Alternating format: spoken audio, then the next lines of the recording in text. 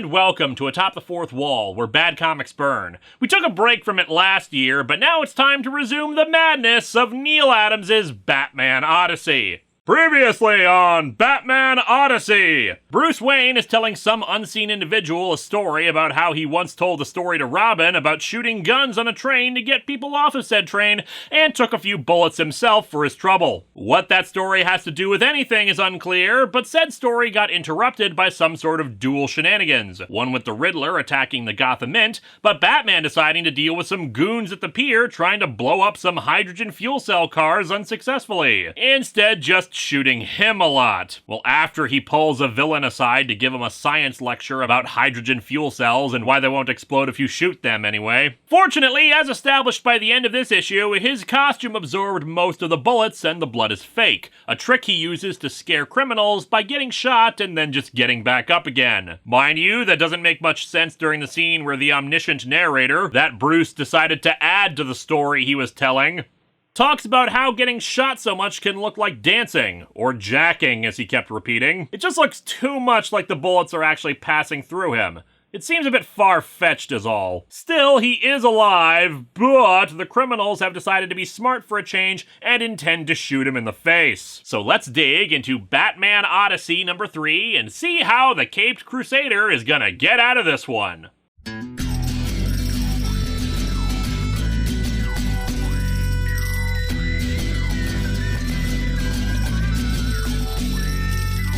Welcome to Atop the Fourth Wall, where bad comics burn. Linkara's gonna teach you all a lesson you won't learn. Brodsky, you're not the smartest. Life out, you're not an artist. Anyone who's had a bad comic published, it could be your turn. Linkara, he's a man punch, wears a pretty hat. Linkara, he has a magic gun. Where'd he purchase that? Linkara, coins, robots, Amazon and trucks. Linkara, this comic sucks. Linkara. Mama just killed a man, put a gun against his head, pulled my trigger, now he's dead. Mama. Reading from a trade and no looking at the cover. We open like the last two issues, with Bruce Wayne leaning in way too close to narrate to us about this whole thing. Sure, Alfred was angry. He practically owns me. Turns out I had stopped paying him after my parents died, and well, I kinda owed him 18 years of back pay. He's talking about how worried Alfred was about, well, I thought it was over the train incident, since he mentions in his early days he was trying to build an emotional wall around himself. But later, it's about the incident at the pier, which means we're about to, once again, flashback to a flashback. Did the original outline come up short or something, and they needed to pad it out? What is served by having a framing story within a framing story? It's a Matryoshka doll of flashbacks. But yes, let's go to our first flashback, where Alfred is patching Bruce up after what had occurred at the pier. I hate this! I hate this! See, my parody of Batman as a giant man-child is really not that far off from the real one. Ah, crap, what the hell am I doing? It's all turned wrong! Charming, erudite, avuncular. Alfred, I am covered in bandages for being shot multiple times. I think it's okay if I say crap once in a while. Bruce has a moment out of nowhere where he mentions a serial killer named Harry Tree who just murdered another woman. Given Gotham's proclivity for its supervillain names, expect this to be some guy now calling himself the Forester or something. Bruce mentions that he had him and wanted to kill him and is mad at himself for not doing so. It's one of the reasons, aside from being as erudite as Alfred said, why I thought this was after the train flashback. That it's an early Batman who hasn't really formed his moral code yet, debating with himself about whether it would have been better if he had been a killer. But no, this is apparently after the pier thing, where he's been Batman for years, and it feels weird that he's bringing this up now, in regards to a serial killer who has never been mentioned before, nor will be mentioned again. But yeah, Alfred talks about how it wouldn't have mattered if he had killed Harry Tree, that the victims would still be dead. I must say you've gotten quite chatty lately, sir. Can't say that I like it. Next, you'll be talking to the reader directly for no reason. Go to hell, you freak! Now This is where it's really feeling like it's in the same vein as All-Star Batman and Robin. Next, he's gonna insist that Alfred get a 4-course meal of rats ready for Dick Grayson, age 12. Bruce finally calms down so we can talk about what happened at the pier, which is the real reason he's so agitated. The multiple bullet impacts had dazed me to a near unconscious state. I must have looked a mess. It was working in my favor. I'm unconscious and surrounded by trigger-happy gunmen who like to shoot me multiple times to ensure I'm dead. Everything's coming up, Batman! And then for some reason, both Bruce's narration and the characters feel the need to keep repeating, "Shoot him in the face!" like it's a joke that they think gets funnier every time they say it, as opposed to all of my jokes, which only get funnier with each reiteration. There is logic in what he says. See? The cyber leader gets it. Oh god, I'm shooting Batman! In the face! He continues in a thought cloud. He'll splash. I'm telling you what the guy who was going to shoot me in the face was thinking, because as it turns out, I'm a telepath. Batman whispers, Alfred Pennyworth. for a reason that will become clear in a moment before the guy does indeed shoot him in the face. The bullets, as we can see, bounce off of his face. And that, my friends, is why Batman has a jaw that chiseled. What was it like? Blasts of white-hot light. Bolts of electricity circling my brain and inserting into the back of my head. Basically like what happens when I listen to rock and roll music. A strobing, terrified, wondering set of eyeballs and fingers protecting his thuggish face from the splash of my brain chunks. I don't think he realized that my brain is not in my jaw. It's in my butt. In retrospect, he only fired 3 slugs, but it seemed endless. Like my life had been reduced to waiting for that next slug. And then, it was over. Except for the white, hot rage! Adamantium rage! And with that rage came crystal clarity. Adamantium clarity! The dude thinks that Batman is dead now, but Bruce reveals that he activated a transparent, thick, bulletproof plastic seal over his mouth, which he now retracts, hence how he survived the gunfire. It's not stated here, but another review I read of this revealed that him saying Alfred's name was the code phrase to activate it, which seems like a really dumb idea. Sure, you don't want it to be a common thing, but it feels like if you're trying to keep your identity a secret, it's best not to have it be a name that's only relevant to said secret identity. Anyway, he retracts the seal and goes on the attack and takes down the group that had been standing over him. However, more goons come piling out. My least favorite tactic. Running! I mean, this costume is really hot as it is. I try to exercise in it, and I am swimming for the rest of the night. There's no way to compare a truly trained mind with a crew of thugs. Even thugs who can fight. Time moves differently.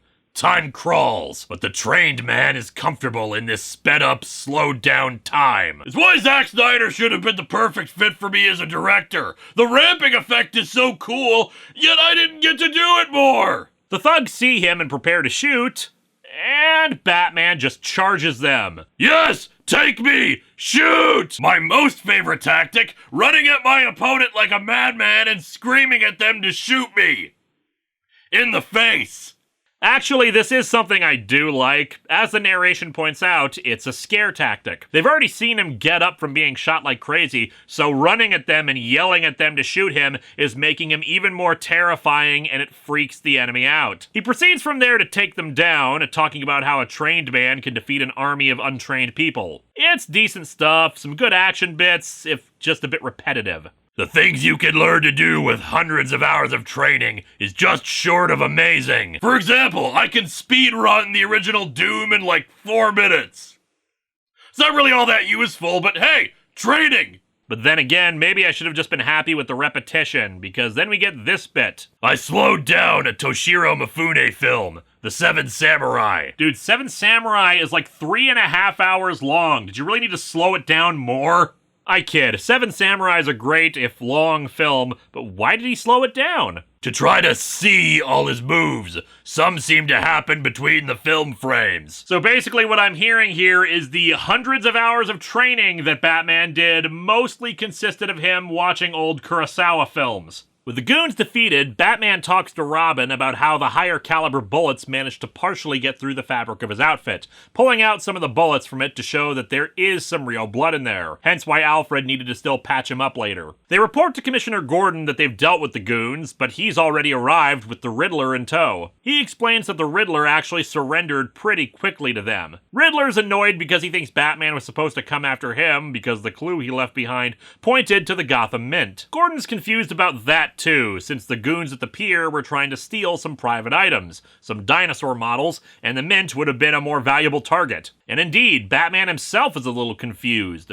But more about why anyone would try to steal the dinosaur models. While they were expensive, they're not easily transported. In turn, we also discover who it was who was loaning the models to the Museum of Natural History. Ra's al Ghul, as indicated when Talia shows up. Contributed by my father, you big ol' hero, you. Okay, admittedly, I've never actually really read the original Neal Adams and Dennis O'Neil Batman books, but did Talia always talk like she's 3 seconds away from going, "Aw, shucks, my silly beloved you"? She's shocked that he's standing, given the visible injuries he has, though she won't let him get a word in to explain that they're mostly not real. Come here, you Cenozoic Tarzan. As opposed to her last boyfriend, the Paleozoic Tarzan. Also, if you believe he's really that injured, maybe not grab him and bend his spine over like that just for a kiss? Talia, this is dangerous and massive grand larceny of your father's property. And you're protecting Daddy's stuff from the bad old crooks. You deserve a big old sloppy kiss. Okay, Batman is making random pauses in his speech like he was suddenly played by William Shatner, and Talia's apparently thinking she's talking to Bat Baby and is gonna call him Schnooky Wookums any moment now. Talia demands that Batman get some medical attention, and meanwhile, I just realized that her outfit is less a dress and more like 2 large loincloths draped over her front and back. Or maybe it's like an oversized poncho with a ton of holes in it. Oh, but Batman notices the clothes she's wearing. Talia, is that a Gershon you're wearing? Because I've always wanted to wear one of those. Did you get it on sale? She realizes he's trying to distract her, and he just reiterates his confusion about why anyone would be dumb enough to try to steal from Ra's al Ghul. The scientist from the previous issue, Dr. Peterson, has decided to show up now and suggests that this was just an elaborate smokescreen to steal something else. The Riddler starts laughing at all this, his remarks making Batman realize that they got his riddle wrong. As a reminder, the riddle he sent was, "Too full to eat 1 bit more, too loaded you can't order. Time to hear a friendly hint, how about an after dinner ... The rhyming suggested that it should be after dinner mint, hence Gotham Mint, but Batman thinks if one is too full to eat 1 bit more, they can't have an after dinner mint. And in turn, the rhyming scheme is wrong. You can have what rhymes with order. It's water! H2O! Of course! Order rhymes with water! It makes sense if you're an idiot! Because poor literacy means you don't know why words rhyme. And then Batman decides to flip open a cap under the exhaust of the hydrogen car, and the water the car generates as emissions drain into a glass that he pulled out of his ass. I don't know, maybe there was a glass somewhere around here he just spotted, or maybe he keeps one in his utility belt for some reason. But yeah, he drains it and drinks the water. I did look this up. Apparently it is probably safe to drink water from a hydrogen fuel cell car, but it's not recommended because the air used in the process probably contains pollutants, and thus the water is slightly more acidic than normal. Not to dangerous levels, but it won't taste very good. Gordon suggests then that the hydrogen cars may have been the target, being expensive and all. Why would they be expensive? They don't even have internal combustion engines. Just an electric motor and batteries. Because there isn't an infrastructure to support them, and the technology to utilize the hydrogen fuel cells is more expensive to produce than a common internal combustion engine because of the more unique, less mass-produced components? My work is on the cooling systems. Thanks for that contribution, dude. You really added a lot to this conversation. And so our comic ends with Gordon asking how this all fits together, and Batman says it doesn't. This is a puppet show, and all our strings have been yanked. And we're dangling like fools. Somehow Harry Tree is responsible for all this. I knew I should have killed him. This man, or men behind all this, haven't even made their first move. This is just the setup. The first question to which is, who is this man? What do you, the people at home, think?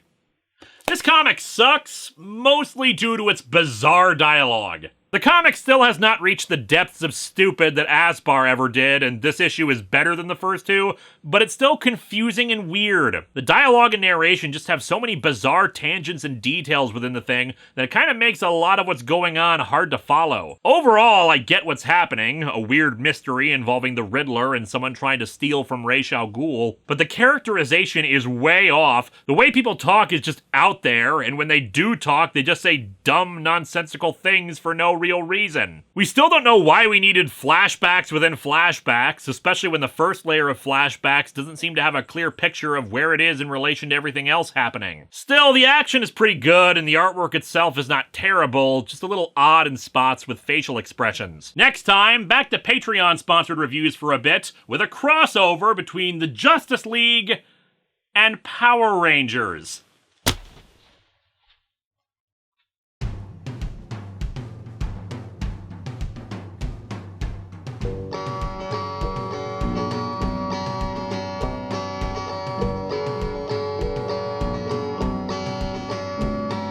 Sitting on my couch reviewing comics, the worst books that you will ever see. It's sad that comic books are for geeks, but they're not. They're for everybody.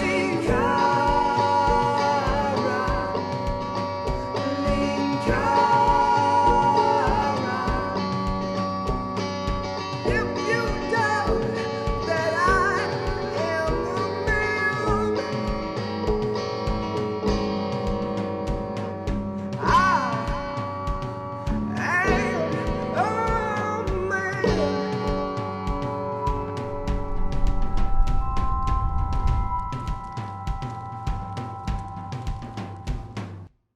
That's what this whole thing's about. The Riddler was compelled to give the real clue inside the fake clue. Order rhymes with water, and dumbass rhymes with Batman. It's all connected. Hello, my friends. Please be sure to like this video, subscribe, hit the bell, and share it with others. And if you get a chance, maybe check out my Patreon.